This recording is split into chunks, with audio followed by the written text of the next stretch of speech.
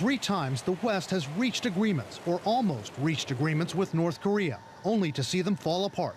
North Korea has agreed to freeze its existing nuclear program. The first one was reached in the 1990s. In 1994, they agreed to halt their plutonium program. We discovered they had another, if you will, path to nuclear weapons, and they were pursuing a highly enriched uranium program.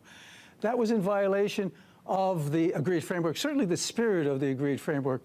The second attempt was in the mid-2000s, when North Korea even blew up a nuclear reactor cooling tower in a display of sincerity. But again, no success. After they negotiated several steps to disable aspects of the plutonium-based program, North Korea just started ramping up its uranium program and walked away from talks when it was necessary to really deeply verify what had happened in the past. The third attempt was in 2012. North Korea agreed to end its provocations, including missile launches, in return for economic help from the U.S. Within weeks after that was concluded, the North Koreans launched what they called a satellite using a de facto ICBM launch vehicle. As a result, analysts warn that the U.S. has to be wary of Kim Jong-un's sincerity if Donald Trump meets with Kim and talks denuclearization. We have many agreements with North Korea, but every single time it fell apart over verification because they're not following through on their promises and agreements made. So I would say we need to proceed with caution and some skepticism here.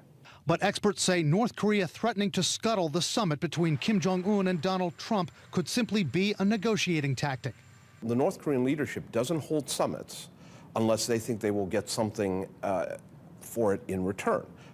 In some cases, it's literal cash. In other cases, it's concessions and political benefits. Scenes like this of Trump celebrating the release of 3 American detainees from North Korea could have inflated expectations. We want to thank Kim Jong-un, who really was excellent to these 3 incredible people. But President Trump himself had recently hinted at tactics similar to Kim's, making his own threat to walk away from talks. If I think that it's a meeting that is not going to be fruitful, we're not going to go.